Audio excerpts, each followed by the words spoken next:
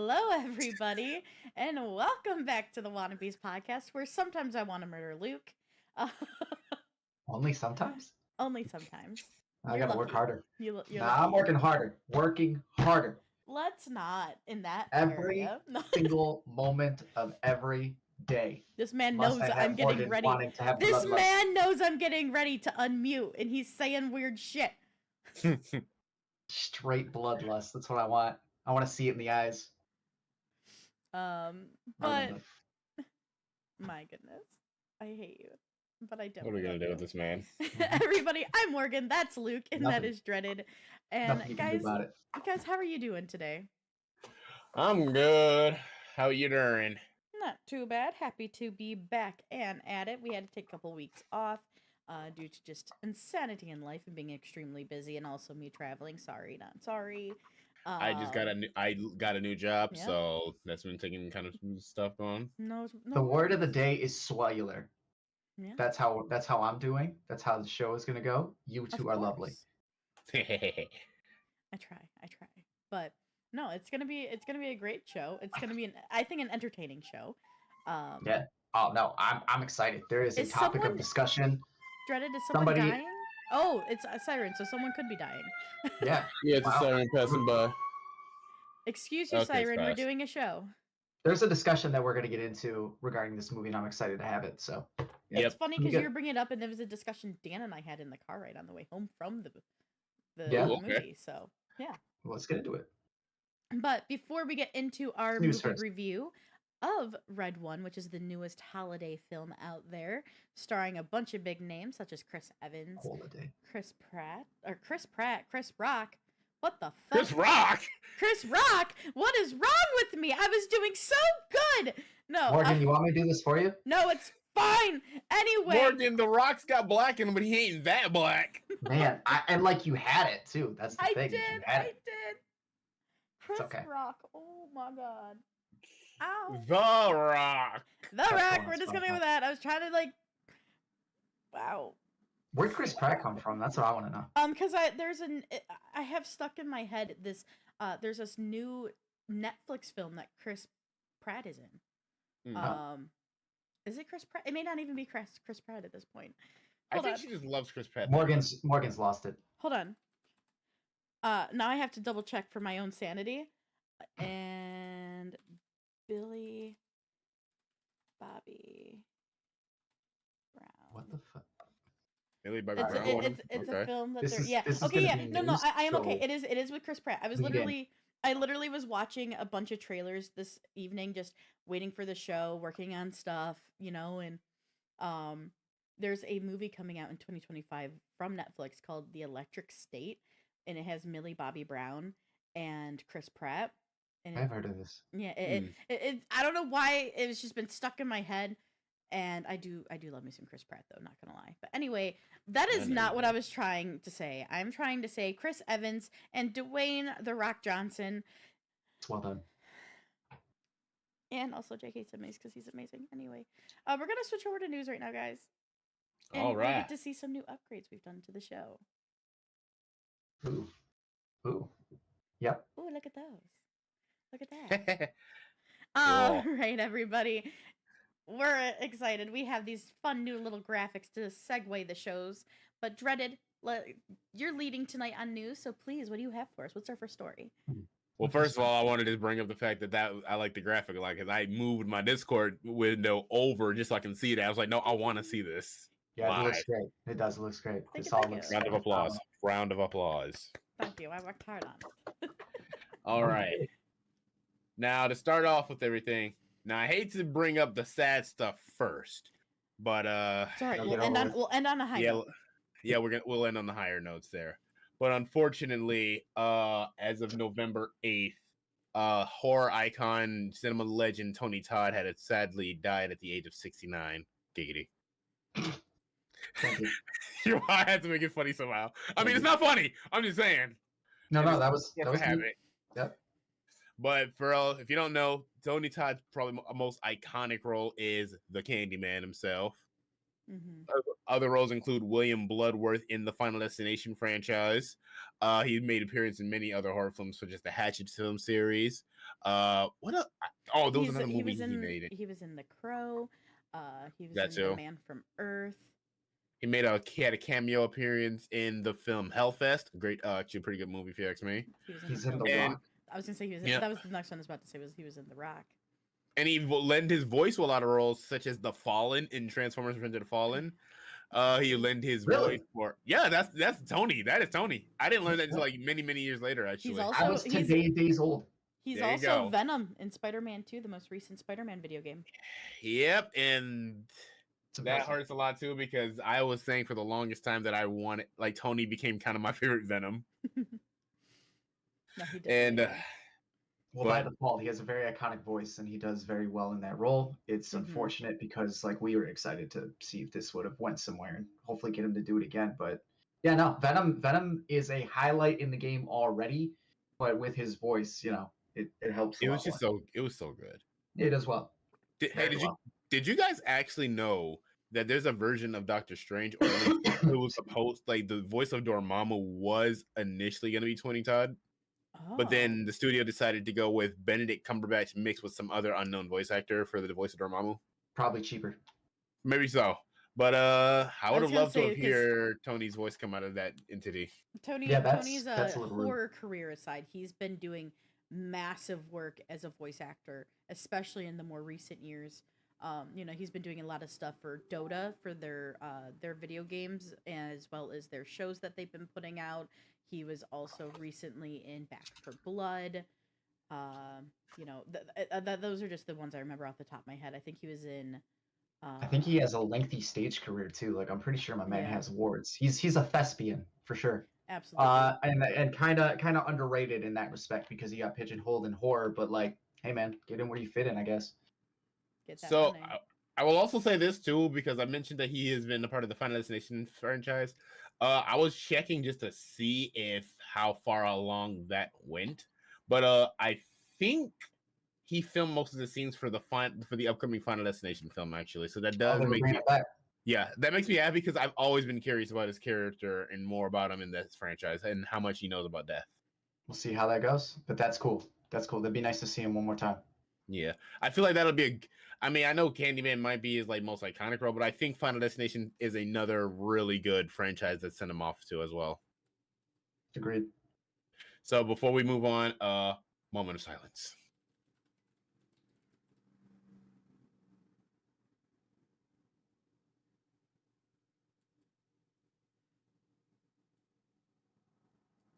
Moment over.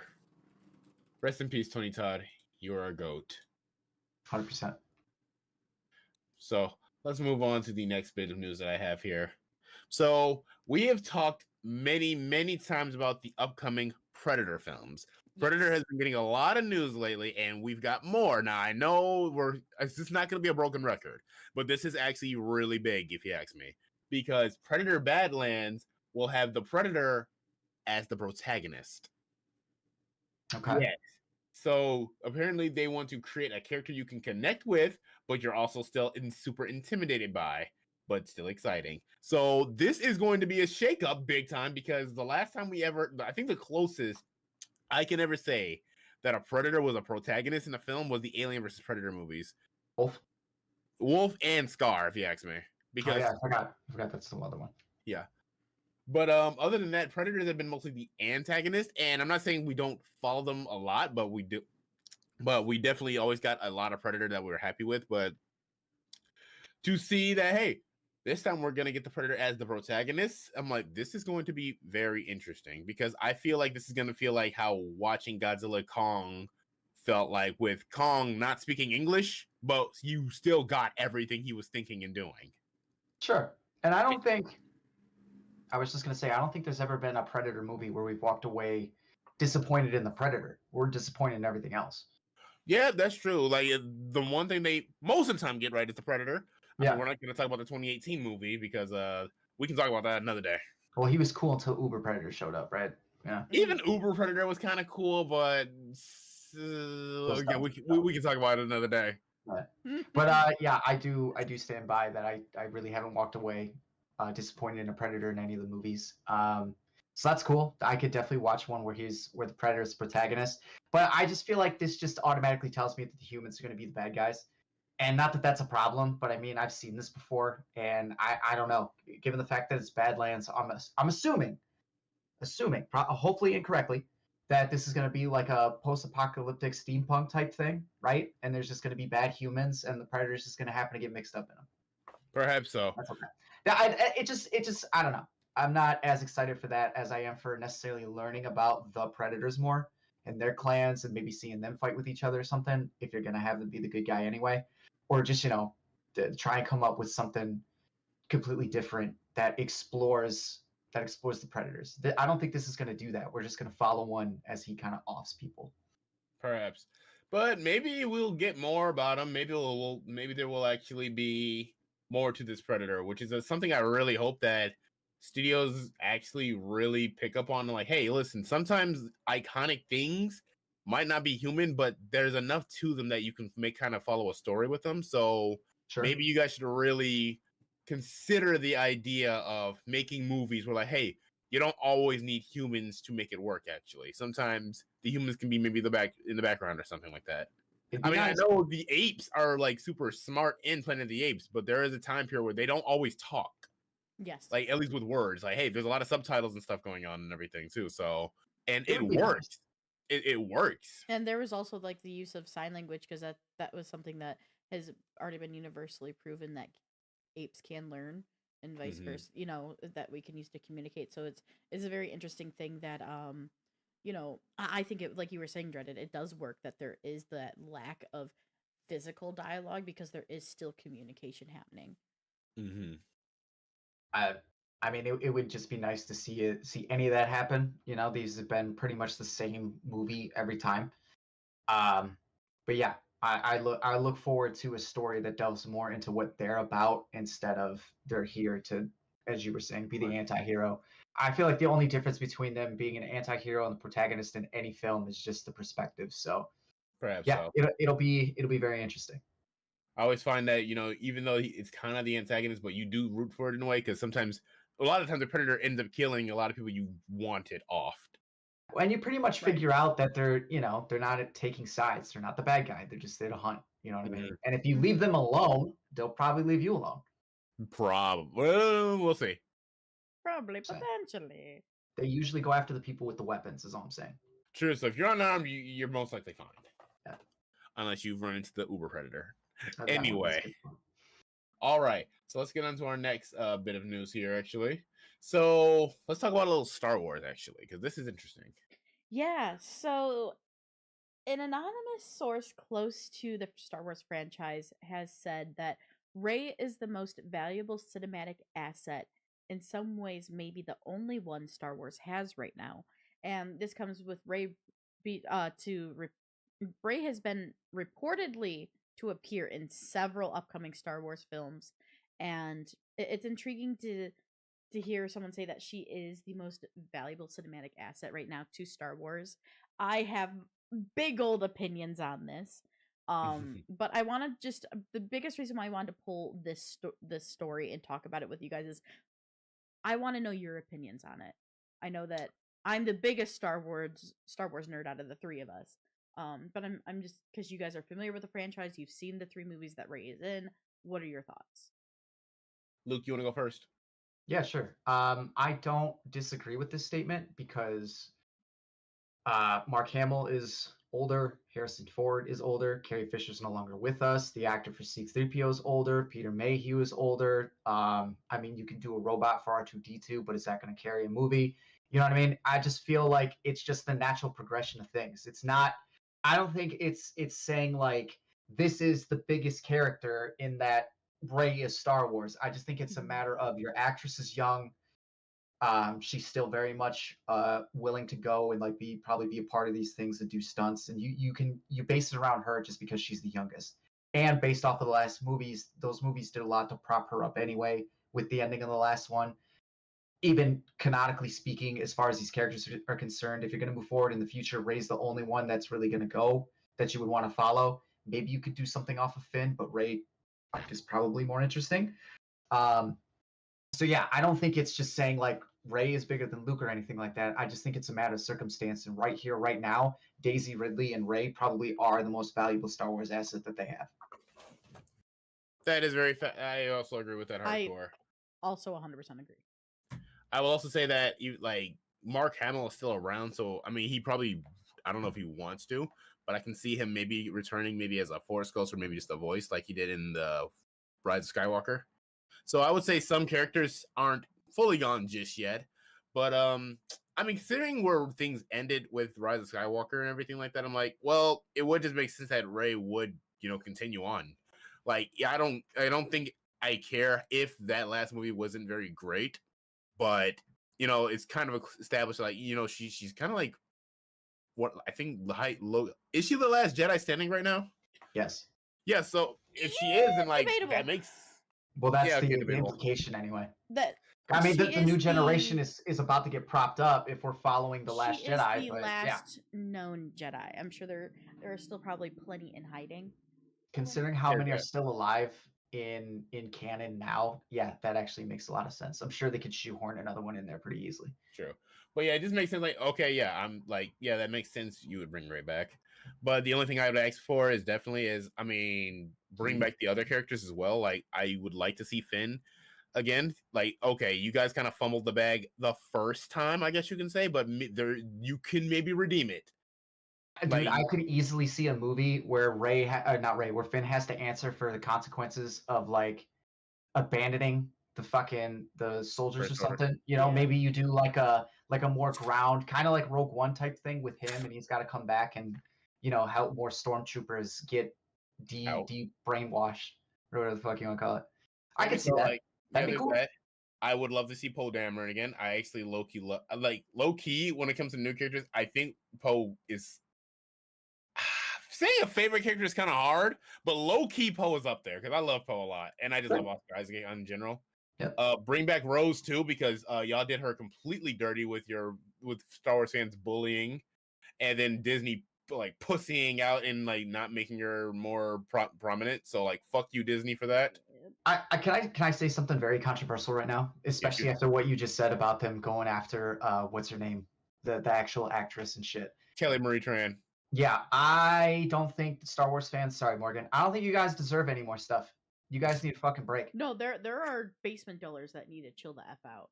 Seriously though, you guys don't deserve any more new content. You need a break. The franchise needs a break. Period. Let them actually come up with something more good. Good. Let them come up with something good. Let something marinate for a minute. You guys are getting too much. Ahsoka is fantastic. All the time. You guys get something all the time now.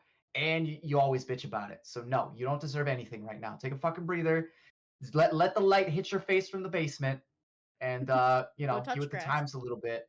And then maybe in like another 10 years we'll do another Star Wars. But for right now, just leave it alone. I think okay. As everything I said, I still stand by. But Luke, I'm officially on your side. Yeah, y'all don't deserve shit. Nah. All y'all do is bitch and not you, Morgan. All y'all do is bitch and moan about anything. No, everything that happens, dude. Black Stormtrooper, it's ruined. Rose Tycho, it's ruined. Yeah, Ahsoka, it's ruined. Boba Fett, it's ruined. Twice, yeah, you guys. Mandalorian season 3, it's ruined. You guys everything's over. They don't even like the fact that Disney owns the franchise anyway. So just you want to boycott it, then you agree with me by saying that just leave it the fuck alone. I don't like that Disney owns it. I also don't like that Disney owns Marvel. So, but I mean that one pisses me off. Let's leave Disney alone for now because that's a whole ass other conversation. Morgan. Also, for the record, not you. No, I'm aware. I'm just so like. But we have to punish all of you. It is the sad truth though. There is a really toxic side to this fan base. It's really disappointing to see. I have not yet. I will as soon as I'm not holding a cat. But my biggest thing is I do agree with the statement that Rey is one of their most valuable cinematic assets for specifically continuing Star Wars. We've already seen bitches got upset about Acolyte. Acolyte had no reason to be bitched about it. We're finally seeing an era of Star Wars that many Star Wars fans wanted to see. And though people were confused on how it worked, that made Anakin not that strong and really not as important. That's not that's not what this was implicating. People are too like black and white with Star Wars and don't really realize the fact that they need to nuance a lot of messaging in Star Wars more because there is It's that just the nuance. lizard Well, brain, Morgan. and I know, but it's one of those things where it's like, there is a light and a dark side. There is a balance, and like so none of like there is no right or wrong. There is right and wrong, but there is also no definitive. Oh, this is evil. This is bad to certain scenarios because of how the outlooks of the Force is made, and we have been taught. So like, Sure, the but people just that's need to nuance it a little bit more. sure, but But that's not what you're fighting against, though. You're fighting against literally the dumbest of the dumb who have yes, nothing better to do, and they're just gonna bitch regardless. You want something new, we give you something new. You bitch. Like it's exactly. just that's And what then I'm saying, and and But and, and it really is unfortunate because you're super fan and your passion and the way that you go about it. You really seriously, you're fucking you're a poster fan right here. You don't deserve this. You really don't. But it needs to happen because these people need to just fucking chill and they need to be yeah, forced to chill because they clearly can't do it on their own. yeah. So like, in my Well, Tyler, opinion, Tyler is one of those guys. no, Tyler is actually JK's somebody I Tyler. talk about Star Wars with a lot. So he's actually like pretty on He's point. borderline. He's just more like, okay, they were there. Who cares? Like, I'm not gonna bitch about them. But anyway, getting back to the part with Rey. Rey is not the most valuable asset only Who is to Star Wars, but Rey is the most valuable right now? asset to its continuation. Right. I would say their most valuable asset currently, probably Ahsoka. So, but that's just because of the timeline and where I'm seeing Ahsoka personally going. Owen, stop Sure. hitting the mic. But Ahsoka, I guess, can't be part of the plans, right? Because her story But is past tense yes, and we don't for know the if future. we don't know if she survives her story, and they're not gonna. I don't think for the show's sake Either way. they're gonna show her, if even if she does, they're not gonna show her in a film anytime soon because they don't want to spoil that of the show. Sure. So And I imagine for that's what they're Star talking Wars about, right? continuation and getting away from old timeline stuff Yeah. and what they're currently working on and moving beyond it, Rey Yeah. 100% is the most valuable asset for doing that because right now she's the only Jedi character that we are currently aware of and have in our grasp in the most current timeline. And that's what I'm excited for, is that you can finally get away from the fucking Skywalker saga. Like, it's over. It's done. We're done here. Technically, There's it'll no more never be stories done to because tell. she called herself a fucking Skywalker. Just saying. There's no more stories to tell. Like, that's enough. We can actually take a whole new I know that's stupid, but you know what I mean. We can take a whole new thing, a whole new direction. It's fantastic. I have a question. If we don't know, you said like we're not sure if like Ahsoka survives her story, but in Rise of Skywalker, her voice is one of the many voices of the Jedi that comes to her in the end, and I'm So, pretty sure all those yes, characters are dead. However, there is no confirmation there. Just because there are like Gotcha, no. voices coming through, there is actually a bunch of Force abilities that allow people to tap in and speak long distances as well. There is a legitimate, and this is not in canon. This is now in Legends. There are additional abilities that allow that to happen. She could be basically communing through the Force with the ghosts, with the Force spirits to also speak with her. So we do not have confirmation for Hang on sure a second. if Ahsoka in that moment is dead. Okay, that's fair enough. Because I don't trust Disney and them to be like, oh yeah, Ahsoka's dead at this point. If they can bring her back to make money, I could see them doing it. Perhaps so. Okay then. I just all the other voices, were they dead? Yes, 100%. However, they have an easy way to retcon Ahsoka actually being dead during that speaking moment. Gotchas. Okay. But yeah, that I could go on forever, so I'm gonna stop there personally. Otherwise, we're gonna be talking Star Wars all night. That's fair. Alrighty then. All right, on to the next. So, according to this Instagram post that you sent us, Morgan, Yeah. Kevin Feige says that Miles Morales will enter the live-action MCU after Spider-Verse 3. Okay. Here's the thing. I'm not mad at that, but I low-key have some concerns about a few things. Mm-hmm. Number one, well, let's say worst case scenario, Spider-Verse 3 isn't that far away, right? But we also know that Spider-Man is. 4 with Tom Holland. Who knows? Come on. Spider-Man 4. Shut up! I have hope, damn it. Shit. Nah, stop. Shut up! I will drink this damn toothpaste on street. What is Anyway. that? What do you mean? Listen, worst case scenario is not that far. But we also know that Spider-Man 4 with Tom Holland best case isn't scenario. that far. No, I'm saying worse because we've talked about on the show before that Tom just became like Spider-Man, right? Like, okay, he's on his own, no Stark boost, nothing like that. No, I got this homemade suit. It's me. This is like quote unquote pure unadulterated Spider-Man, right? Mhm. And with that being said, like, so once that's here, like, are we already setting up for someone to take over the mantle of Spider-Man? Unless they want to do the Spider-Man 2 route where they have Miles and Peter doing the thing. Honestly, I could see them doing that, at least for a while. Now, here's the other thing I'm worried about, and I'm scared of this because consider the fact that the last Spider-Verse movie is called Beyond the Spider-Verse, right? Mm-hmm. I remember some time ago I had a theory like, are we going into a direction where Miles gets out of the animated world and actually comes into like live That's what action? I'm thinking. If that happens, I'm gonna be real. I'm not gonna be happy about that. I don't like that. I don't think I do. Well, who knows? We'll have to see how those movies go. But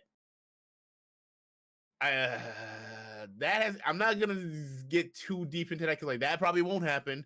Maybe most likely Kevin's like, look, let's let this story conclude before we start ours, before people get confused, anything like that, etc. and like that. So that's most likely what'll happen. But seeing how the multiverse has been working and shit like that, like who knows where this could go. So those are my worries. However, the fact that live action Miles Morales will happen does make me happy still. Or another thought that you didn't put out there, because we all know begrudgingly they're setting up for Young Avengers. It could be an even younger Miles that eventually Tom Holland Spider-Man ends up maybe, training, and we don't really see Miles until a lot further away. Because perhaps so. Young Avengers. Yeah, I keep forgetting that that's coming. I think the only reason why we say this is because Into the Spider-Verse 3 is that far away. So we're gonna get maybe 2 more movies from Tom Holland before we entertain Into the Spider-Verse 3. Or we get Spider-Man 4, then we get Into Spider-Verse 3, and then we get Spider-Man 5. Miles is introduced, right? Yeah. It's very possible. But I do think that that's why you announced this, is because this is probably going to come out within the next 5 to 6 years instead of 2 to 3. Well, it also got delayed, Yeah. So it's gonna be a minute, and that gives Tom his time to be Spider-Man, the one that we've been promised this whole fucking time, the one that I'm excited to finally see. And then we go from there. But I think you're both on the right track. I could see either one of your possibilities happening, so I'm not even going to get into it like that because I feel like you guys nailed them. But yeah, I think that's the only reason we announced this, is because it's going to be that long of a wait for Into the Spider-Verse 3. I still have hope. Maybe it won't be that long. It'd be nice. It'd be nice. Across the Spider-Verse is a very, very nice high that we're on right now, and the setup and where it looks like it's going. Like I'm excited. I can't wait to see it. But yeah, it's gonna be a minute. It's gonna be a hot minute for sure. Because I think talking. Yeah, shut up, Luke. No, I'm kidding. No, I definitely think that it's one of those things where time will tell, especially because this film, if I remember correctly, this was delayed because of the writer's strike, right? That was part of it. We're talking about what we call it, Beyond Spider-Verse, right? Yeah, I think the strike and the fact that they had to wait that long for the fucking technology to catch up for this one. So I mean, whatever plans they got, and you gotta assume they're big ones. Maybe it's the same deal. We gotta wait for the technology to catch up. So either way, I just think this is gonna take a while. I mean, and there's still gonna be people overworked. We're gonna get a lot of articles about underpaid, overworked staff and shit. Like it's gonna be a shit show when this actually does release, but it's gonna be amazing, and it's gonna be very much worth the wait. And then I could see Spider-Man 5 with Tom Holland introduces or already has Miles Morales in it, because one of you is right. I don't know which one of you fuckers is right, but one of you is right about how Miles is going to be introduced. I I think want the story where fucking Spider-Man dies. I want Peter Parker to die. I just want Miles. It sounds messed up, but that's what I want. honestly, it would be better for them to introduce I like that Miles story. It's a good story. as not a really young character to be, to come in and to be part of the Young Avengers. He can still be younger. Like That's why I think if you're right. if you think about it, like Miles in the animated version is still younger than Tom Holland. Time out, and time out. Because we have a Prowler in this universe. Mm. We do. And if we already have a Prowler and it's not animated Prowler being 3D, it's an actual Prowler that we've established. So he's already hinted at Miles before, and he's probably like, I don't know, 6, we assume at the time. He's really young when we first meet Donald Glover's Prowler. And he says, I got a nephew that lives here. So Miles is already there. When he actually shows up, obviously remains to be seen, but yeah, I think he still will be younger. We don't have to worry about that, but Miles is already there.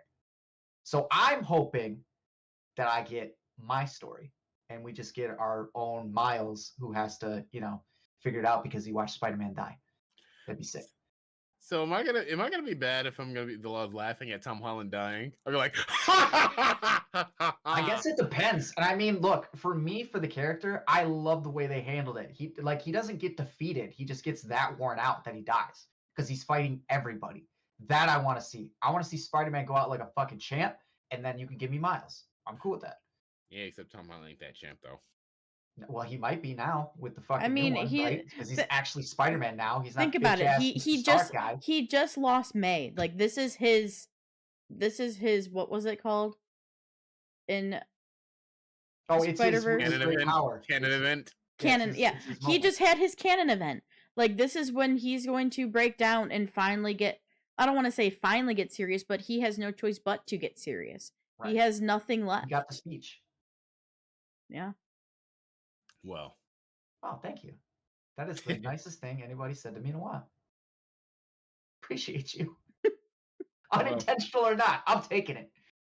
well, regardless of anything, we're gonna get live action Miles soon, and I'm okay with that. Hey, one of us is right. Like the facts. One of us Mhm. is right. And you know what? May the best me win. We'll see. I I hope got I'm right money. that Spider-Verse I'll put won't take $5 too on it long. right now. Who wants to take my money? Deal. I'm in. All right, it's on record. I genuinely think it's going to, though, sadly, be the animated. Listen, I Morgan, think animated Miles is coming to, because we already saw it with No, like there's through the already a Miles, Morgan. There's already a Miles. Sure, but that doesn't mean he's going to be the Miles that we're wanting him to be. I put it down. Are you in? Sure. I don't Yes, know what let's my go. whole thing's All going right. to be yet. All right, somebody's walking away with $10. Let's go. Can't Somebody wait. clip. I want somebody to clip this, and Get the TikTok. we will return to this once Yep. this returns. All right. Last bit of news here. So, who likes How to Train Your Dragon? I gotta watch him again. I never saw. I the love third them one, so don't judge much. me. Well, live action How to Train Your Dragon trailer came out yesterday, actually. Any good? What the hell? Wait, hold on. I was like, what the hell is Morgan doing? I don't know. What is Morgan doing? Saving the cat's life? Oh, Cat's and gonna what did cat? you do? Oh, she went and got Toothless. No. Those are, I can't get my Toothless or my Light Fury because they're stacked. I have my Funkos in them. I got them the day they launched. But I have this. Ah, there you go. That's cool. My library teacher the librarian in elementary school read this book aloud to us during like the library read aloud times in like 3rd or 4th grade. I think it was 4th or 5th grade. And I bought it because I loved it. And I have not read the rest of the books, but yeah. Thank you, There it Brand, for is. clipping that, by the way. There Thank it you, thank is. you. We love to see it. Yeah, I'm gonna be honest. I've never known anything about this story. Didn't know it was a book. I've seen the movie. Obviously, it's The good. One time I can say a movie is better than the book, though. I've seen the second one, but I gotta watch it again. Like I'm not as married to this as clearly you guys are. I literally they're good walked movies, though. out. But I'm sorry. Was that They're on good purpose, movies, though. Luke? They are good. I cannot confirm or deny these allegations. But yeah, no, they're good, and I'll probably give this a watch because I know you guys are going. Well, you're going to, Morgan. So Yeah, I'm 100% going to see It'll be- this. And just for chat's sake, once it comes out, for anybody who was not present at my wedding, the song that Dan and I like walked away from the altar as husband and wife was actually the Test Drive song, like an epic version of it. So I'm gonna just say that I meant to do that, and I'm gonna hold on to that one. Yeah. okay, I have so many thoughts. Dreaded, I'm gonna let you go first. My house looks secure. I'm gonna be real with y'all. I have not seen any of those movies. I mean, I remember the first one. I don't really remember the second one. I know I've seen it. It's okay, buddy. You're in a safe place. Dreaded. I'll protect you. What? Oh, Dreaded. I can No, fix that. Wait, your tone is scary. I I'm can- married now, okay? No. I know that tone. Are they No. on Peacock? No, they're on Disney Plus Oh, really? because they're DreamWorks. Really? Disney Plus. Yeah, wait, DreamWorks is it. I think. DreamWorks movies are on Disney Plus. Yeah, DreamWorks isn't. That's Pixar. Hold on. What the fuck? I think they're on Peacock, dude. I'm about to say, if that's the case, then shouldn't the Madagascar movies be there too? Yeah, they are. No, I might Yeah, be wrong. Hold on. I'm pretty sure. No, sorry. They're on HBO Max. So they're on Oh, Max never mind. and Hulu. And technically Prime DreamWorks Video. is Pixar? I thought DreamWorks was Spielberg's bag. DreamWorks does have Shrek. Shrek's not Pixar. No, Shrek's not Pixar. No, DreamWorks says it's Pixar. Right no. now, NBC Universal, which is a division of Comcast, actually owns DreamWorks Yeah, Animation. Peacock. Yeah. Oh, okay. But yeah, That's you cool can. that they're They're on HBO, though. according to Google, they are not on Peacock for viewing though. It's on Max and Hulu and Perfect. Amazon Prime. Noted. Got those But two. genuinely, if you ever want to have a How to Train Your Dragon watch party, Dan and I are so game. I could probably be down to, Fascinating. honestly, maybe. I should have a refresher because I know I do like the movies. They I are just don't, I so can't gauge good. how much right They are so fucking good. now. I believe you. I genuinely believe you. Yeah. And Ram, I know you love those movies because I know Caleb loves those movies too. I remember the bad guy from the second one. That's it, though, because he was sweet.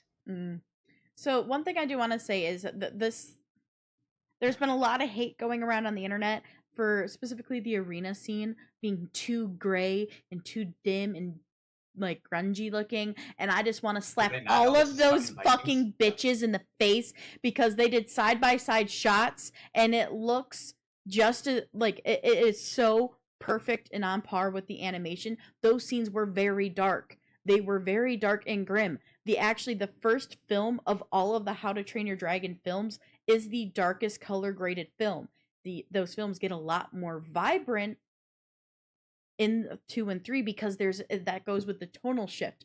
You have Hiccup facing off against his father who's expecting a lot from him, and Vikings who don't want anything to do with dragons, to then Vikings who their whole identity now is that they all have dragons. There's a massive tonal shift, and that is why the first film is darker. And anybody who keeps complaining about the fact that they did that they are darker than the animation is wrong, because just as Kitty said, they did side by side looks of the animated and the live action, and they look phenomenal.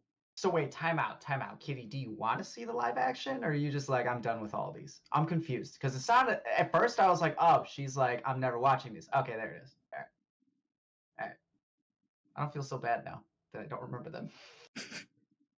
Yes, Tyler, How to Train Your Dragon live action is real. It's been very real. It's casted with a lot of not big names, so I'm excited to see, kind of how these actors do in their roles. I'm excited to see Astrid because Astrid was for a lot of people a controversial casting, but I'm all here for it. I'm excited to see how the actress does, and all of them. There's a lot of new young names in this, and wait it genuinely you looks mean they're really good. already bitching? Oh They're yeah. already bitching. Oh yeah. My God, these are fucking kids, guys. And genuinely, was a live action version of these films needed? Whoa, 100%. whoa, whoa, whoa, whoa, whoa, whoa, whoa, whoa. Stop everything right now. Is that real? Yeah. That's real? I sent you a link. Where? Weeks ago. What? Yeah. Here, I'll get you a link. Time out. No, I think we're pulling an audible right now. Live. I'm sorry. No, that is okay. I will send you a link real quick. I mean, don't get me wrong. This movie does look good, and I probably will watch it. And the fact that it's gray makes total sense because isn't it fucking Vikings? Yes. True. Yeah. And the fuck area up. the area that the Scandinavian areas are a lot more dark and rainy, but it was also the first animated film was a lot darker than compared to maybe the second half of the animated film because there's a tonal shift. That beginning with the arena and everything is a lot more dark. But again, I just want to state one more time that How to Train Your Dragon did not need a live action, but I am so excited to see how much time and detail they are putting into this live action because they are frame by frame doing as best as they can to replicate the animation, and it is looking good. Fair. Now audible. Yes. I'm getting it for you. I'll let you do that real quick. I mean, I'm seeing articles about a Netflix thing, but I don't know if this is real or not, and it's from July. There's no new news about it. Unless I'm missing something. Did something come out like within the last week, Kitty, or are you just trying to get me hyped for no reason? Where is the Bioshock update? The most recent thing I watched. You guys are out here teasing me. I don't like this. I'm gonna have beef. It is confirmed that it is still happening, but the budget has been significantly reduced, is what I've read. Is it a show or a movie? Movie, I believe. Okay, hold on. I know you sent it to me, and then I sent it off to them, and it might have just got lost in conversations.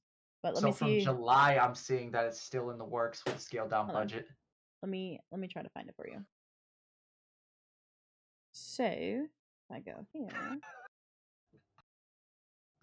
You know, she probably did send it to me somewhere, and I'm just, me about it. It happens, Here, let me go to my links. Okay, now let's see if I can find it within all the links that Kitty and I sent each other. Gonna talk about the Bioshock movie. I'm looking. Did you know about this? No, I did not. All right, okay. They don't read the shit I send. Man, I do. I wanna say I'm insulted, but I'm insulted. I read shit. I like coming here not knowing anything, because then you get reactions like this, Where is it? I'm in our links. Yeah, okay, that's fine that you guys are sending links to each other, but especially something like this, why is it not just getting sent to me directly? Even though it may have. Well, she sent it to me to send to you, and I did. I immediately did, so I didn't forget. I'm just, But her and I, it's buried from all the other links that her and I sent each other. Wait, so this was like, how recent is this? I want to say like 2 or 3 weeks, right, Kitty? But her and I sent a lot of stuff because of Tuckeries. I mean, I know I'm not on Discord that much anymore, but I'm pretty sure we're still friends on it. Guys, check out Tuckeries, by the way, if you haven't already. Please. Thank you. Yes. Please do. Yes, Much appreciated. Is that Sundays? Yes, Sundays at 1 p.m. Eastern. Yeah, you send it to Facebook. I'm just trying to find it.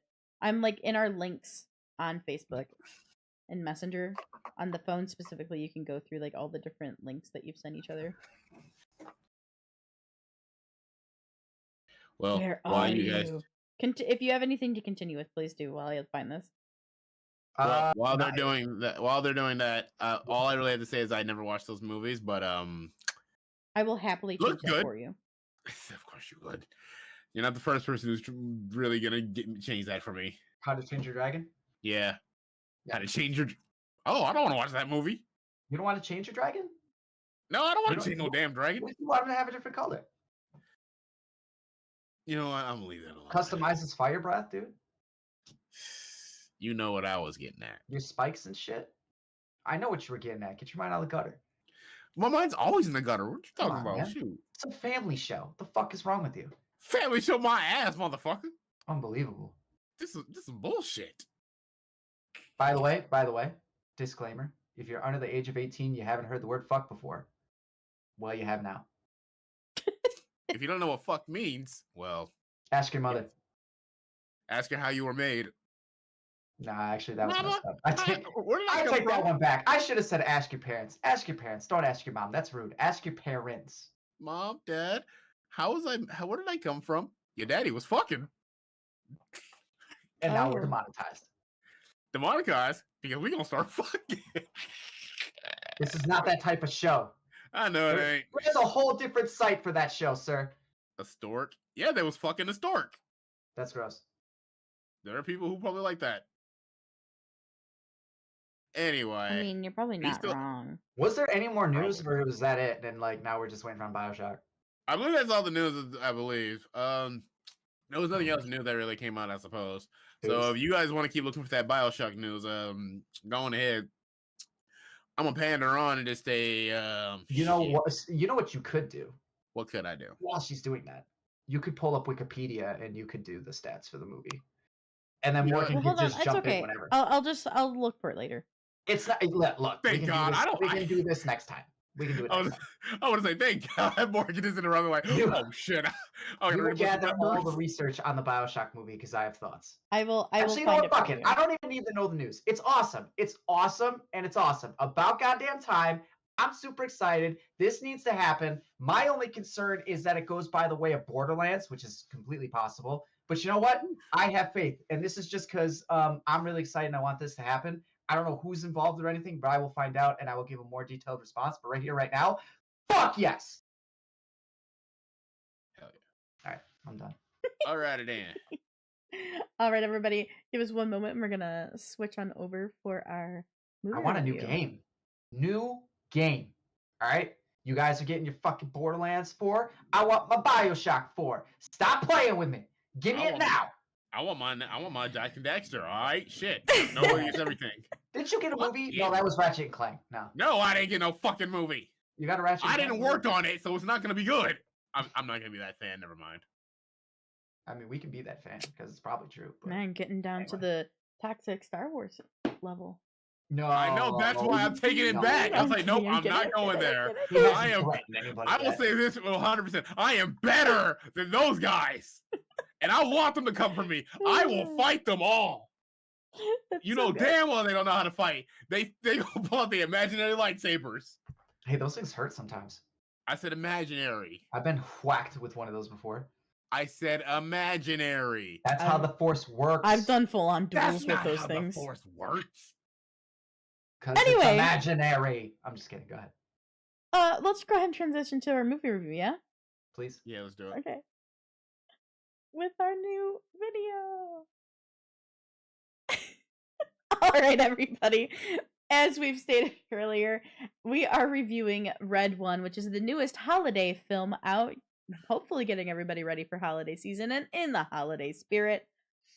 This film, because I can actually speak this time, is starring Dwayne Johnson, Chris Evans, Lucy Liu, and J.K. Simmons. By the way, she Hey. still got it even from her Charlie Angels days. Just saying. This is so cool. But the budget for this film was 200 to 250 million. The Damn, that was fun, runtime, huh? the what? Nothing. Continue. The runtime is 123 minutes. And if we get into our box office, in the United States and Canada, Red One was projected to gross 30 to 35 million from 4,032 theaters, with some independent sources predicting the debut as low as 25 million or as high as 40 million.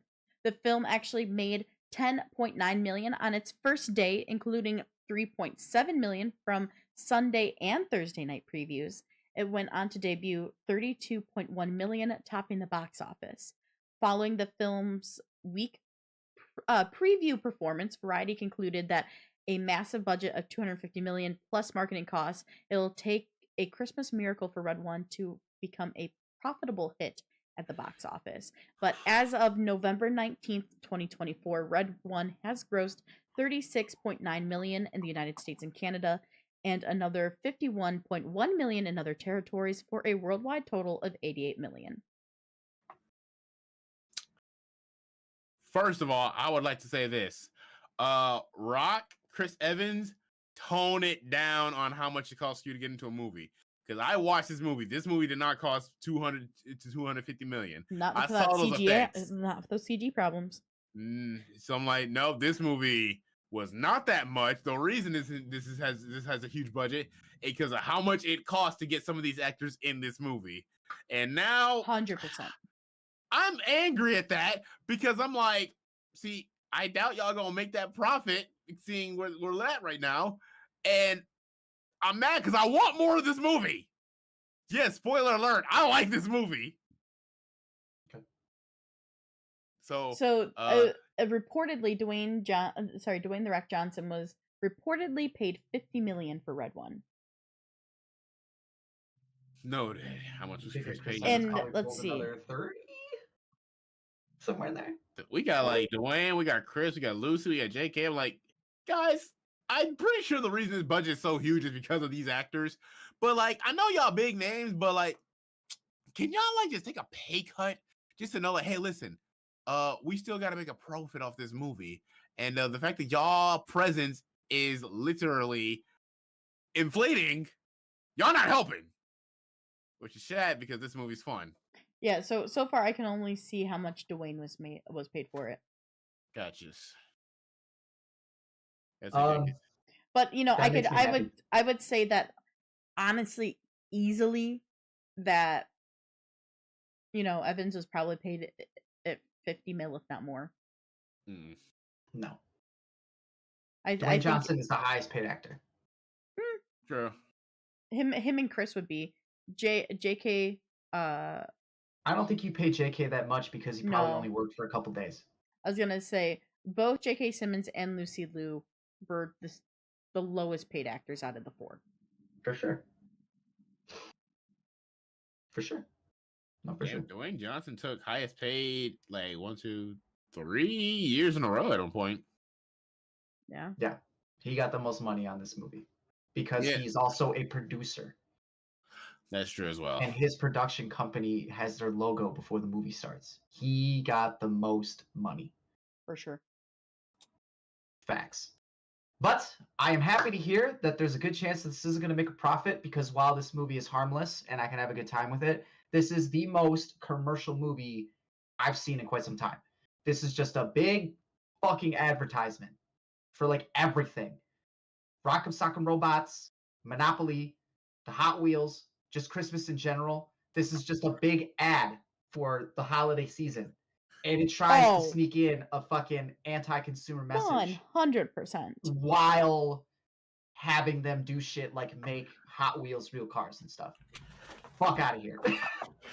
Wow, I'm probably the only person here who didn't even think that way when they brought out those things. Like, oh, when they bring out the big Rock'em Sock'em, I was like, okay, that's fun. Actually, made that actually real, and that was cool. We are dealing with mythological creatures and powers. It literally could have been anything because they deal with magic. They literally could have picked anything. Instead, they're picking actual named merchandise items, which is probably another reason why the budget is so high because of all the fucking product placement in this fucking thing. Yeah, so I want to say, like, you know, there are reports. I haven't read them. I'm going to state that now. But I've seen headlines of, like, you know, The Rock Johnson doesn't care about about the box office, you know, because they got to make it or whatever. And that's probably because, like, the reason they could say they had this budget is because how many brands, one thing is, like, to have your brand featured in this film is because you are paying money and that money goes to that film's budget. Yeah, and that's probably how they subsidize some of the fucking salaries by doing shit like that because they had to. You know, I mean, Chevy alone put out bank because of because of the two vehicles that they had in there. It wouldn't surprise me if they were like, we have this scene and character uses uses magic item or some shit. Oh fuck, we have to pay The Rock $50 million. Make it a Hot Wheel car. Like, here you go. We'll just change it like that. Yeah, wouldn't surprise me at all. And again, don't get me wrong. Like I said, this movie is harmless. It is entertaining. But man, it's like I said this off air before we started. All the shit that I've seen about this being a detriment to cinema and being everything wrong with cinema right now, I completely agree with because it's true. The dialogue is the cheesiest fucking dialogue I've ever seen in my life. Subpar. We just got done talking about the price tags, and the acting isn't. I mean, it's pretty by the numbers action hero stuff. So like to add to that, I feel like the message is cute. It's a nice family friendly message, right? Well, the message is bullshit too, because like I just said, they fucking are doing consumerism while trying to be like, don't do consumerism. You're a giant ad, but you're trying to shoehorn a message in. Consumerism is bad. I think the message to me was more about like being a good person, being a better person, like that's in there too. Like, that by the numbers father son shit is by the numbers too, and like their conflict is like, I don't know, not non-existent, but you would think for how much they're supposed to hate each other that, you know, one I don't know, a couple hours in a snow globe wouldn't just fix it. You know what I mean? Like everything happens just a little too conveniently. But this is that type of movie. Well, and I hate to say this, because I don't want to discredit any of the writers out there. We all three of us know how hard it is to write our scripts. Oh, I have no problem saying ChatGPT wrote the script. But I do a lot of times wonder how many areas, if not all of it, was written by AI. And the Bass Voice, thank you so much for the follow. Hey. I will also say that I know we haven't gotten into it yet, but J.K. Simmons does play a good Santa, and I love that Jack Santa is actually pretty sick. That makes a lot more sense. I dig that. But no, there's good things in here. You know, it's not all bad, but at the end of the day, you know. My favorite was Krampus. Krampus is the homie. But if you guys want to get into something more specific, I will shut the fuck up now. Yeah. Well, Dreaded, do you have anything in specific you wanted to focus on first? Yeah, this movie's just freaking charming and fun. It is fun. I had a fun time with it. I mean, okay, sure, maybe I guess it's product placement, but I just didn't care. I just looked at it as like, okay, that's just a cool way to show off your magic powers. Like, oh, we turned the Hot Wheel into a real thing. Like, okay, I suppose it's product placement, but don't give a fuck. They had Rock'em Sock'em Robot. It was fun to see a giant version of that ever since the Hugh Jackman movie. I'm okay with that. It's fun. Dialogue, like I said, this movie's stupid, but it's like charming stupid. That's a part of it. Sometimes you just gotta have some stereotypically bad, but you know, you've heard it all the time, dialogue, if you ask me. This film is just fun. I had zero expectation, but I don't like it just because of that. I genuinely just had fun with it. But truth be told, this is the scene on my headcanon of how Christmas works. Because yes, Jack Santa is awesome. I like how Santa works in this movie. I like how the North Pole works in this movie. Dude, this is such a little detail, but I loved how big the reindeer were. Yeah. I will say, and Dan and I both had this conversation on the way home. We do love the thought process and the amount of detail that went into the thought of what would it be like to be Santa and to do Christmas in a modern day. Like there were some really cool things about like, and specifically like, let's say the very, very end, right? Where we get to see him delivering the gifts. You know, just like the miniaturization, and then they make them big. Like that was really cool. That was really resourceful, and there is a lot of fun and unique thinking in how to make Christmas make sense, and how like, oh yeah, this is how a man gets to billions and billions of people. You know, I do like there was a lot of creativity in here of like how things work, but then when it comes to the dialogue and like get like kind of like the pacing of getting things done, that's where it falls really like short for me. Yeah, that didn't just bother me that much, because I feel like once I just saw what they were doing with how Christmas works, how like the world was, like, okay, I kind of feel like I know where you guys are going with this, so I'm not gonna like. I guess I just didn't think too hard on some of those aspects of it as well. Hey, and I thought more about them afterwards, like when I like stewing and thinking about the movie for what I want to talk about it here on the show. Like in the moment, I laughed and had a good time with it. I thought about them the whole time. I thought about the dialogue the entire time, though. A lot of times, I'm like, come on, guys, that could have been better. But I still don't necessarily hold it against this movie, because I knew what I was getting into from the beginning anyway. Yep. You know what I mean? I knew it. My only issue is that I'm kind of getting over it. I'm kind of getting over the worst parts of superhero movies and like the Fast and Furious and just like the Expendables. To me, this movie has just a lot of what makes the bad ones of those movies bad. That's all. But I still get it and I understand. And like it's a Dwayne Johnson movie. I know what I'm gonna get into, right?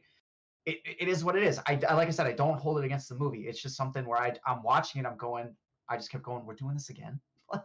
Again? Fair. That's all.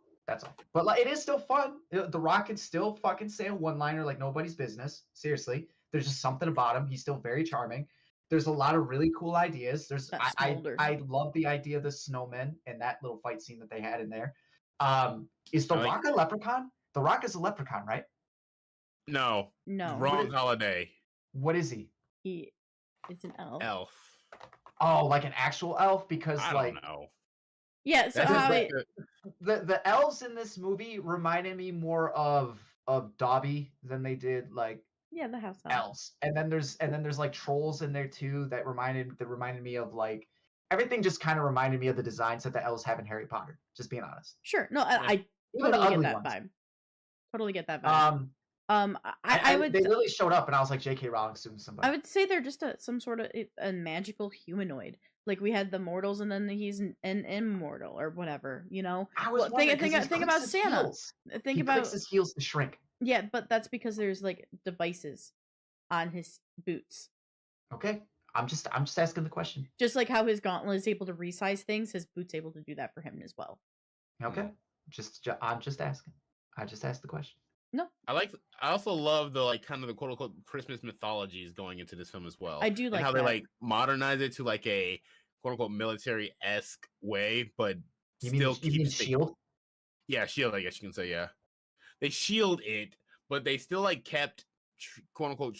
I don't want to say true, but they still kept to the like mysticisms of it, everything like that. I love the conversation The Rock has with Chris Evans about like, listen, the reason he does it because he's the only one who can. Like, he is like a being that like this is quote unquote his purpose. Like, he's the only thing in this world that can do what he does. Actually, I like that concept of like, because the whole conversation they had was like why doesn't someone else like if someone else would take over, or why doesn't someone else take over? Like, because no, he's the only one who can do that. Like, what kind of being he is, like that's what he is. Like, that's what he does. I like that concept a lot.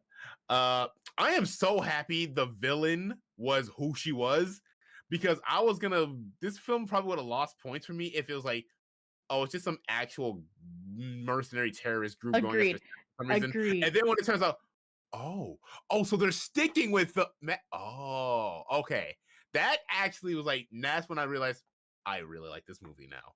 They stuck true with the mysticism instead of taking it like an actual terrorist organization wanted Santa. It's not like, y'all remember Violent Night? So Dan and I also brought that up in our conversation. Did we do Violent Night? Yes, we did. I love Violent Night so much. And I have more to say in regards to this when we get into that topic that we were discussing before the movie or before the show. Gotcha. Oh yeah, no, Violent Night is definitely the superior movie here, but I don't want to feel like I'm being too critical of this movie, because that stuff is very cool. The North Pole looks very cool.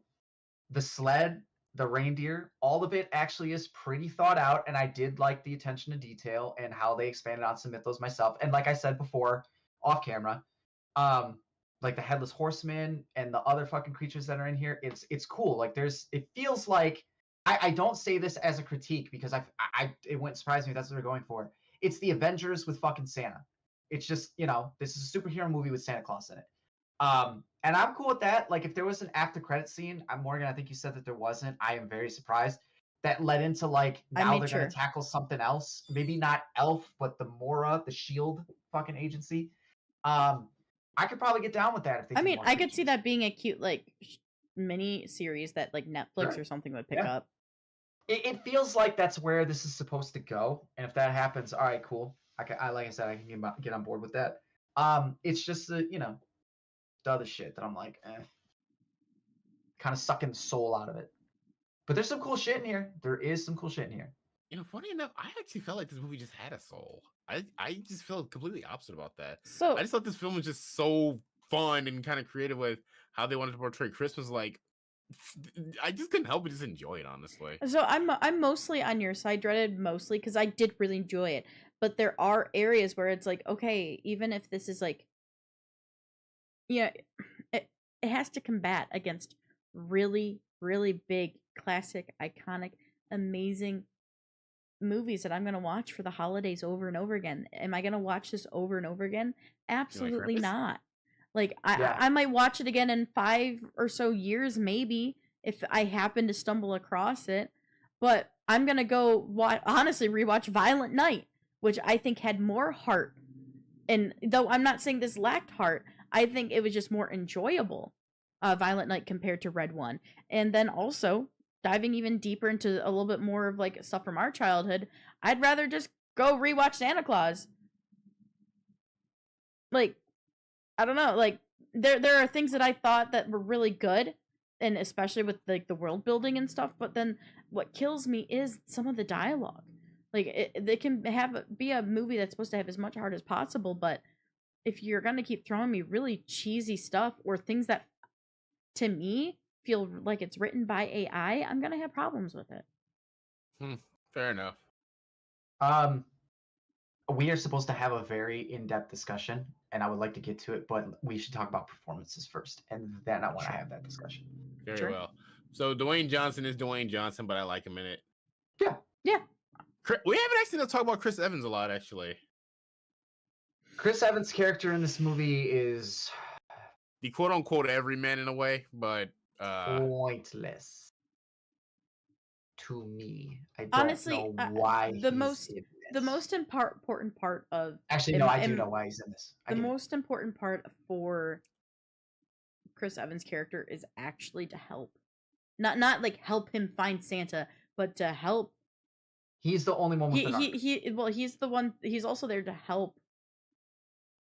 You know, to help the Rock's character, because like gets very combative immediately because he is very much over the mortals, and he is like, hey, there's more nuance to this. You gotta watch how you do. The direct approach is usually not the right approach, and so he kind of like helps where his by numbers like get shit done attitude for the Rock's character is kind of making more problems. You see Chris Evans' character step in and kind of fix things and help him out, and then later that gives the Rock's character's final story arc of realizing, you know what, humanity, I was stuck on the negative humanity, which I think is an important message that this film also tries to portray, though I wish it portrayed it a little better, is that people get really stuck in the negative all the time.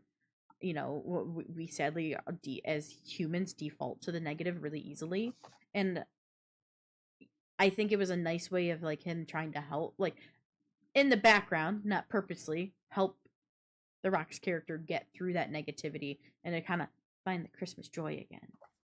You guys are gonna hate me, but I refuse to give this movie that much credit. You say that you about refuse to most films. give any credit to like bad movies. Absolutely, because they're bad.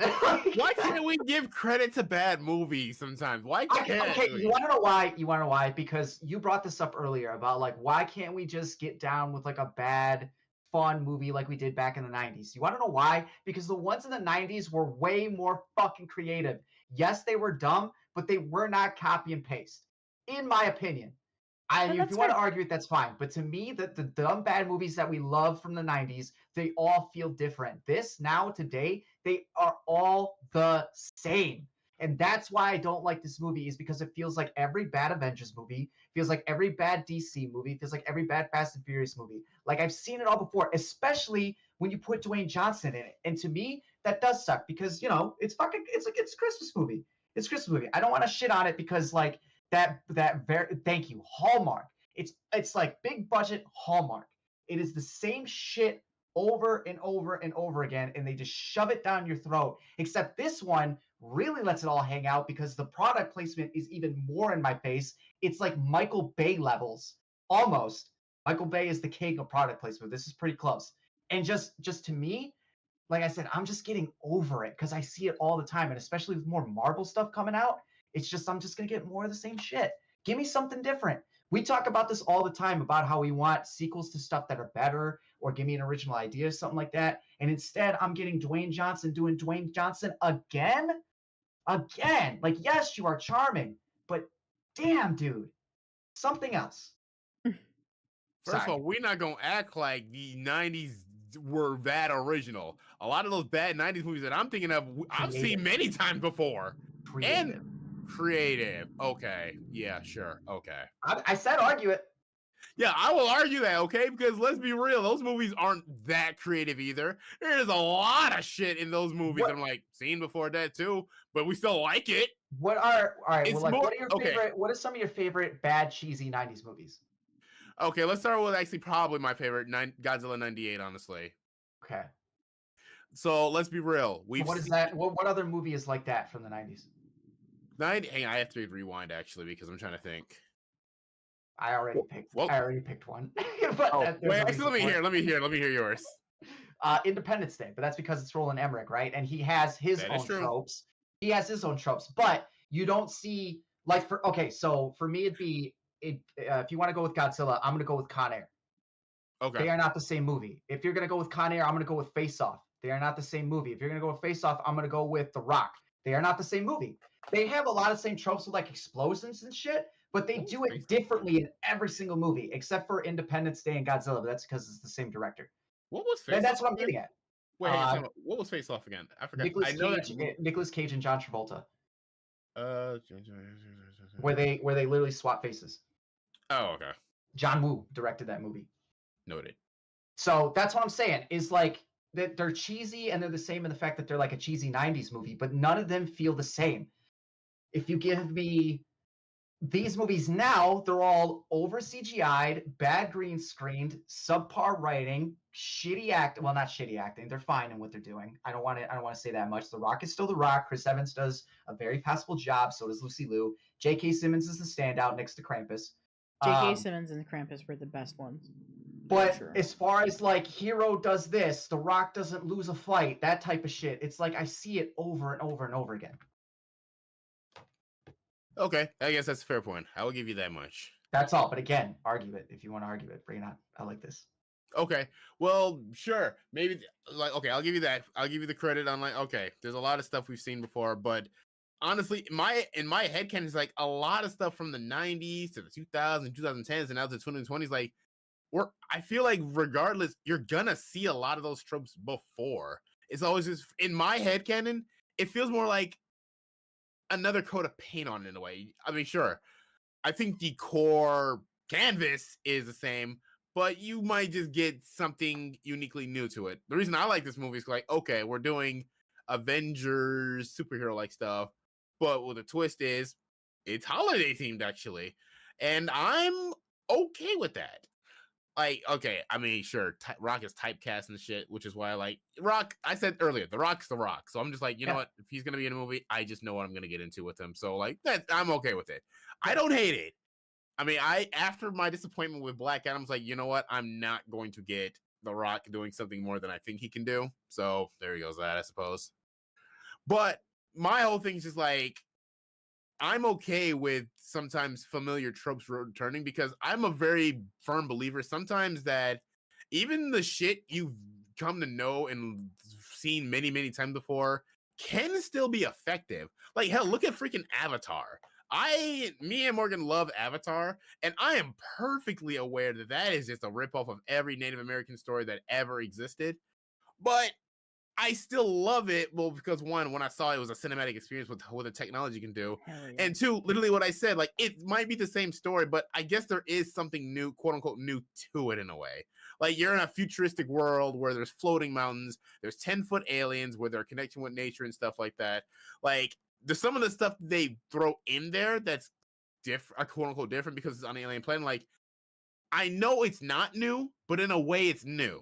And that's kind of maybe what I look at with Red One. Like, yeah, it's a superhero Avenger-like thing, but we're doing with holiday stuff, and they throw in like the mysticism of like holiday lore in there, like well, Santa Claus, or they do a nice twist on how Santa works, or you like a quote unquote explore Santa and Krampus's relation, or the fact that Gryla is the main.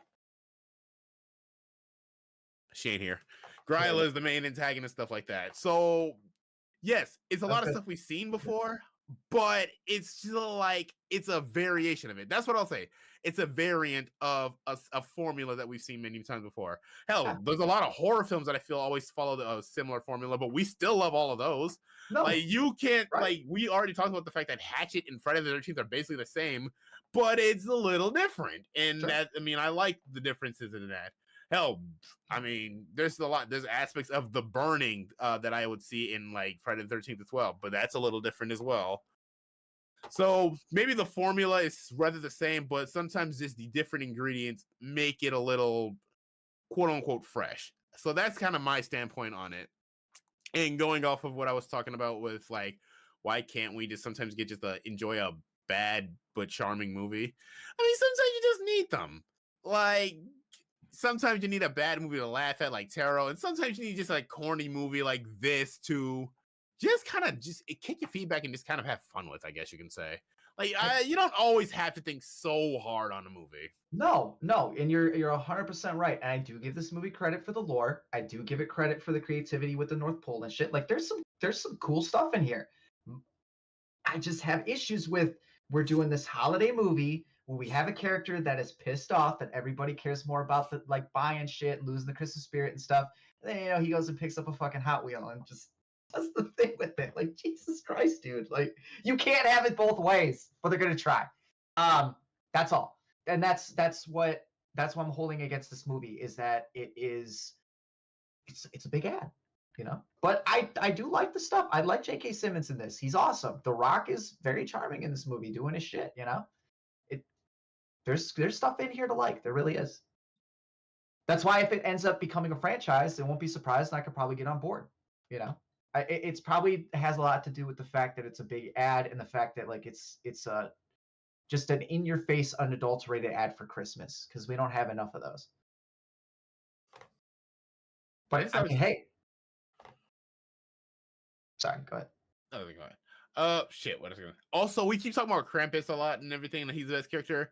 I just remembered that's low-key true, but let's talk about the real best character in this movie. Agent Garcia. You like the polar bear? Yeah, I like the polar bear. He's pretty cool. CG on the polar bear was better than I thought it would be. But it was fine. There was a lot of areas in this film though where the CG I was like, okay, we have 250 mil, and this is what the CG is looking like. Like, come on, guys. I feel like the CG falls in with environment. Sorry. Yeah. I think environments were kind of, in my opinion, where they hit mostly. Yeah. Because the final form of Gryla didn't look like real, but I still liked how it looked. Yeah, I didn't. Yeah, for sure. That part didn't really bother me. It was just like when we had like the scenes with like the Rock getting small and getting big and like fighting. Mm-hmm. It's like it looks better, hell of a lot better in Ant-Man than it does here. Like yeah, we know you rubbery in some areas, very rubbery, and then you also got like some banding and some rubbery looks when he was even just jumping off of the buildings trying to go after where he thought Santa was when they first kidnapped him. Like there were some areas that looked real rough there too, and I was like, eeh. Like almost like if you just cut, I would have just preferred a cutaway to hide that look. Shit. No, that's why they did it all in the dark. What the hell was I just thinking about? Oh, you know what I'll actually say too? Because you said it looked hella better in Ant-Man. That's true. But I also thought like I feel like sometimes making people smaller isn't always the most easiest thing to pull off because I'm gonna be real. Small Wolverine and Deadpool Wolverine did not look good. No, that did not look good. No, comic accurate Wolverine looked terrible. Yeah, that did not look good. Like I don't think it looked good because he was smaller. I think that's why. They literally were like, "Fuck it, we don't care." My biggest issues wasn't so much the problem of like when they were small, as it was the like transition between small and big and small. Fair enough. Like maybe that actual shrinking look, and I'm sure it's like I don't do that CG work. I'm sure it's not an easy task to do because you got to fill an environment around them and everything else. Like, I get it. It's just one of those things where it's like. The CG could have been better, and I wish the dialogue was better. But I, for the most part, think the acting was well enough. There were some areas where it felt like Lucy Liu was stuck in a little bit of the dry 90s acting with like very Y- stereotyped Yeah, lines. yeah. I was She knew what movie so, she was in. some of her lines I was like, okay, you did better in Charlie's Angels than you Yeah, are she knew here. full well what we were doing here. She's like, I got this. Don't worry, Yep. I know exactly what you want. Yeah, she did plenty of those in her early career for sure. I'm glad that she got a fight scene in this movie, but like, Me why? too. When she whipped out the batons, I was like, "There's the Charlie go. Angel. There she Yeah, is." just because we had to have one, I guess. All right. Why the fine. hell not? It's a shield after all. Yeah, she's Nick Fury. That's right. But Whatever. yeah, and although I did really enjoy this film, I had a fun time with it. Though funny you mentioned, I didn't think about the overall consumerism until much later. But later Dan and I would lean over because we had a conversation about product placement stuff with his sister when we were in town seeing them, and so it's just now we were like, oh, immediately we're both like, man, look at all that product placement. So like, Straight up. Funny enough, I still just don't see it. but I Like, also worked with him going through business, and him and I were in like business classes and stuff, not together, but like we've talked marketing and have had a lot of these conversations before. So maybe that's just because we had that mind that thinks that No, way. I have a rebuttal for him because when they first gathered toys, and I'm not spoiling everything in this movie, and honestly, it's not the worst thing you could watch. But the first time they grab toys, he grabs Monopoly, he grabs something else, he grabs the Sock'em Boppers or the Rock'em Sock'em Sock'em. Robots, and then he tells Chris Evans to grab a car and do the conspicuous thing. But does anything outside of the Rock'em Sock'em Robots come into play in the script at all? No. Why the fuck did he grab Monopoly? Don't know. Why did he grab the other thing? Don't know. Why? Because product placement. Wasn't one of the things he grabbed was a chicken? That's later. No, that That's that later. was always on Because his He, feet. he has the chicken on him already. Oh, I don't know if he grabs it in that store, but still, No, he didn't. he grabs stuff in that scene that has nothing to do with the plot. We never It's got to just see product like placement. the squeaky hammer thing, like the plushy squeaky hammer. Yeah, he never uses the hammer. Red One Snyder Cut coming soon. I mean, maybe it wouldn't surprise me if there's a fucking deleted scene to shoehorn that shit in there more. But yeah, that right there is why I'm like, all right. But okay, It's clear what we're I think doing here's my final rebuttal, and I just thought about this because the reason I don't think it bothered me too much because we talked about how you said how Michael Bay was the king of like product placement, right? King. Yeah, king. Because literally, I watch Transformers: Age of Extinction. I get physically sick when I see product placement now. Yeah, dude. But I think this is what I'm gonna say. I could be wrong, but this is literally how I can feel. This is just how I feel. When it comes to certain movies versus this, I think in a way there is a very wrong, irritating way to do product placement, and then there's a way to do product placement, but you might not, at least for me, might not think about it that hard. Because I just thought about this. Who saw the 2017 Power Rangers movie? Does anyone remember the scene where Rita interrogates them all and they reveal like what she was looking for? It's under a Krispy Kreme. A Krispy Kreme? A Krispy Kreme.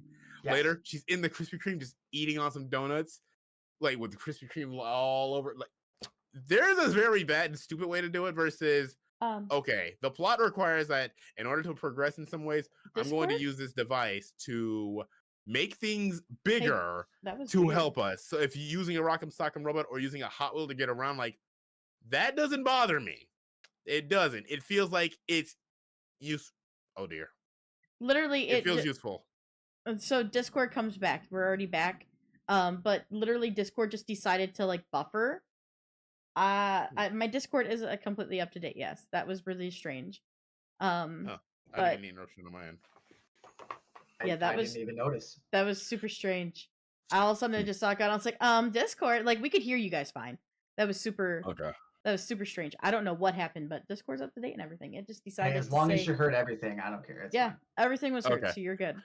Okay, good. But yeah, I think that's why it doesn't bother me because maybe the plot was just more requiring of some of these things. Even though I'll admit, okay, it's product placement, but it's not Michael Bay as product However, placement. I want to. A robot got blown up in front of a Victoria's ad sign for some reason. Yeah, that pill scene, the pill, is just that's the most boring shit on the fucking planet. He didn't even. He just doesn't care. He just whipped it out and said, "Take it." That's what he does with that. So scene. like the thing too is, I think that because everybody knows that Christmas is a consumer holiday. Let's be honest. Like there's Christmas is crazy consumerism, right?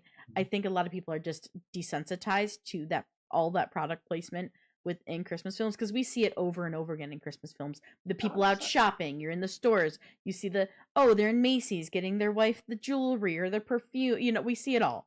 You know what I mean? And I feel like most people that's not going to stand out to them because we're just used to it in Christmas movies.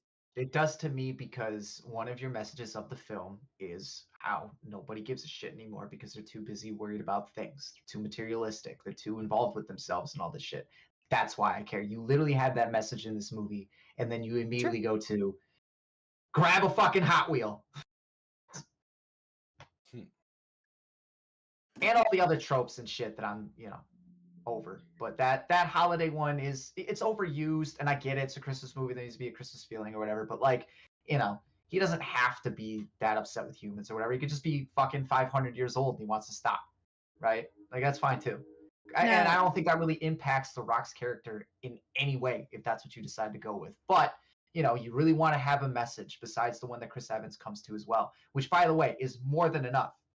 More than enough. That falls in line with the Christmas spirit too. Instead, I gotta have this anti-consumerism thing, and we're gonna give you a bunch of consumerism. All right.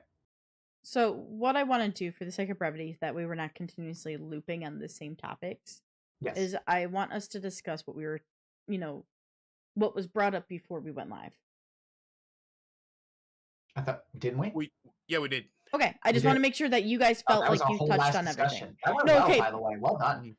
Yeah, I just wanted to make sure that we covered all that. If you guys feel like you've covered every bit of that, perfect. No, yeah, that was fun. I'm just gonna the watch concept of Violent. I'm bad gonna watch movies. Violent Night over this anytime. Funny enough, I'm gonna watch this probably a lot more often now that I think about it. I think you're This both movie gonna be really surprised by my hit score. me. I'm probably not. What was your question? So I think you guys are gonna be surprised by my score. Shoot. Oh fuck! I had a point I was gonna make and I just forgot it. Hang on No, a that's second. my bad. Rewind. No, you're good. Did it involve Krampus? Not enough. Because that I feels thought- like a whole tone shift when they do that whole thing with Krampus. I like Krampus a lot, and honestly, that could probably be its own whole movie. Whatever happened Probably. with them. Yeah, that'd be nice. That actor was good. That He's such a bodysuit good was actor. Christopher scene's very Hugh funny. is so good. It's in the trailer. They slap the shit out of each other. It's a nice scene. I enjoy that. That whole sequence. Would you guys believe me if I never saw a trailer for this movie? I just saw like the tease for the trailer. I never actually saw a trailer for it. Well, so I good didn't for you exactly know because what it I'm showed most of it. Fair enough. I was Did you like, oh, my God, hydrate? Krampus?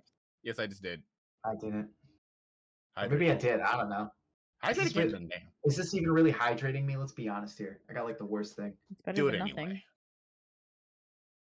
I will admit though, this is just a personal thing for me.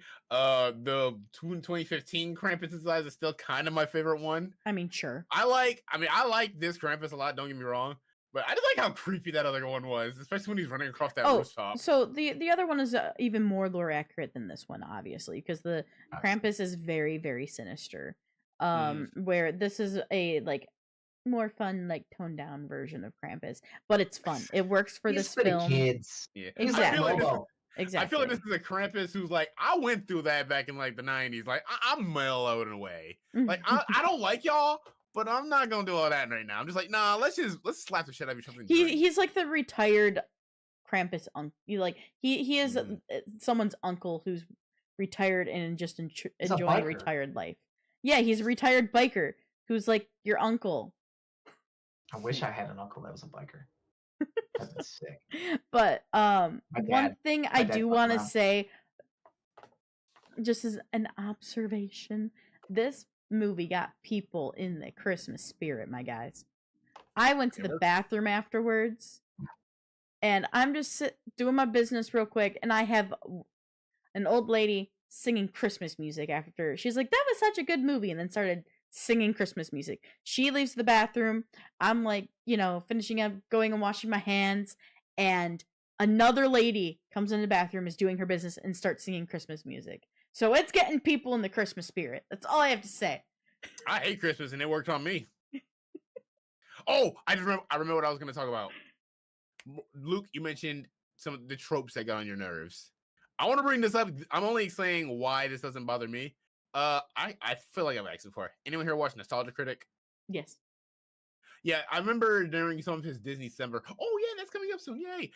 Disney December reviews where he talks about some tropes get on his nerves, but then some don't. I feel maybe our situation here is just like, you know what? Maybe there's some of the tropes in this film bother like you, Luke, or maybe you, Morgan. But the tropes in this movie, like they didn't get to me. There are other tropes in different scenarios. Like, no, I The hate tropes those didn't tropes. bother me. It was just more of Okay, the CG for me with this film specifically. I had issues with the CGI and especially the the dialogue. dialogue. I think this could have been an even better film if they just took a couple more passes over with the dialogue and made it feel more natural, had better flow. There was a lot of it that was just very, you know, cheesy comedy, like 90s comedy, just short to the point, supposed to be funny, but in today's day and age, I wanted more, I needed more. But in all, like I still really had a good time with this, better than I thought, because I had heard nothing but shit reviews leading up to this, so I went in with really low expectations, and at least had a good time with it. E. Should we score? Let's score. Who wants to go first? I'll go. How about I'll go first? Okay. Oh wait, Luke, you want to go first? No, that's him. He's I'll trying go to nose first. No, go. let me go first. Let me go first. Go for it. I'm gonna give it a 5.5. This is harmless. It does what it's supposed to do. It is charming in places. It does have a lot of creativity in places. Honestly, I'm just getting exhausted with some of the things that it does. That's all it is. Like I said, just like the bad examples, whatever. That aside, I can still it's harmless. I could watch this again. The Rock's doing The Rock. It is what it is. So yeah, 5.5. Okay. Should I go next then? If you want to, yeah, it doesn't matter.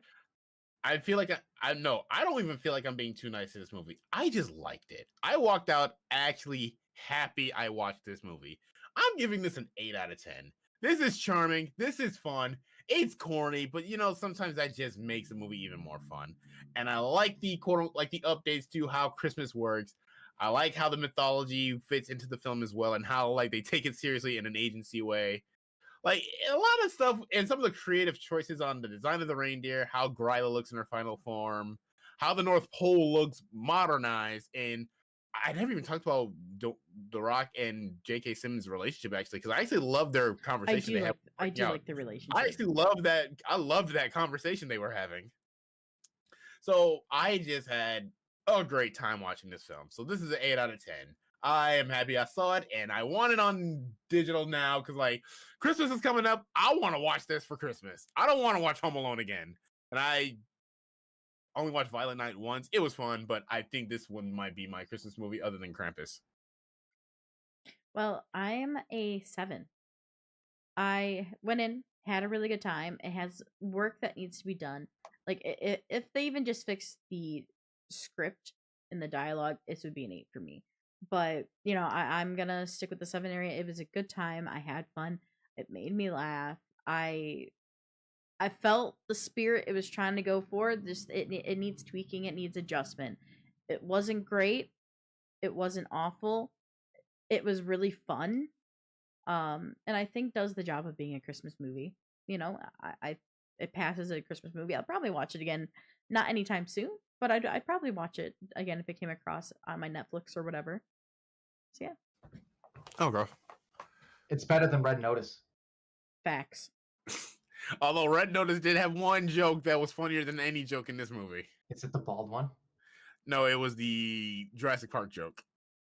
Was Jeff Goldblum in it? Oh, it is Jurassic Park I'm thinking of. I don't know why that just makes me laugh every time. I don't even remember what happened in Red Notice. I forgot all about that movie in a way. Exactly. Yeah. I also like this better than Black Adam. And that Fair. really makes me upset. Not fair. God, that makes me upset, man. How did you guys sell that movie? It had been in production for like 20 years. They were finally like, fuck it, just do it. Just do it. Now, may I steer us away to a new topic? Yeah, let's go for it. Because Luke, I have sent in our group chat the stuff that Kitty sent me for Bioshock? Yeah. Okay. So Bioshock, real quick. I see that it is the director of the Hunger Games. I don't know much about the writer or the producer. I'm cautiously optimistic because I'm not the biggest Hunger Games fan. No, just so you know, Gore Verbinski also has done Pirates of the Caribbean and The Ring. Yeah, no, Gore Verbinski is big time. He is a big time producer. But that's just going to be a name only. It's that Roy Lee, I think. That's the one that I'm going to pay more attention to. Sure. I don't know much about the team. Like I said, I'm not the biggest fan of Hunger Games, but this is such a drastically different story from Hunger Games that if they just stay true enough, because the thing about playing the game is you don't really know anything about the main character. You definitely don't see his face. Now we're going to get a face and all that other shit. The same problems that we have with Halo, shit like that. Just don't try and reinvent the wheel. Don't try and reinvent the wheel. I think we'll be fine. There's definitely a story to tell here, a scary one, because these are supposed to be horror games. Mm-hmm. Yeah, don't pull fucking Borderlands. And I think we'll be fine. Netflix has I'll say just above 50% average on scoring with stuff like this. Maybe not. I don't know. I'll really have to dive into that because Cowboy Bebop and shit. But I'm cautiously optimistic, and like I said, I really, really want this, and I want it to be good. So this will be fun when this comes out because I'm either gonna lose my shit or be very happy. Stay tuned. I'm leaning towards you're gonna lose your shit. God, I hope not. I hope not. Nah, it's gonna happen. There's a lot of potential there, man, for some horror stuff with the Bunny twins, with the fucking God, what are they called? The dudes in tanks. It's gonna be bad. I'm excited. It's gonna be bad, man. I'm excited. It's gonna suck. That's fine. I'm still excited. I'm here for the journey, not the destination. You're gonna cry. It's so bad. It's very possible. If it's worse than this movie, I'm gonna be upset. Dragon Ball Evolution is gonna be like a cinematic masterpiece compared to this. You know how bad that has to be. Oh my god, dude! You know what? I don't know. You made me upset with wrap it up. Wrap it up. We're gonna start a whole new show. Wrap it up right now. You made me upset with the Spider-Verse taking too long, so I'm gonna make you upset with this. I'm sorry. All right, you're forgiven. I'm sorry too. Okay, cool. All right, everybody. Thank you so much. 10 excitement for Bioshock. Thank you so much for joining us. I'm Morgan, that's Luke, and that's Dreaded, and we are your hosts of the Wannabes podcast. Thank you for joining us for our entertainment news of the week, as well as our movie review of Red Notice. Or, oh god, Red One. You guys are making me say Red Notice now. But remember, follow us on our social medias. Search Podcast Walnut or the Wannabes podcast. We'll show up either way. Over on Facebook, Instagram, and Twitter. We're also over on TikTok. We're getting TikToks up, and we're also on YouTube, which we stream this show live at the same time on YouTube. So if you ever prefer YouTube over Twitch, you can head on over there. Make sure to give us a subscribe because it helps us unlock emotes. Like the video, subscribe. It unlocks emotes for over there as well, which is great for the community to use. And you can also catch us on Spotify, where you can watch any shows, listen to any shows you've missed on the go. But for now, everybody, thank you for tuning in. We will catch you next time, and stay tuned to our social medias. That way you know what we're reviewing next. But without further ado, everybody, have a good one. And next time, don't forget the popcorn. See ya! Don't forget your popcorn.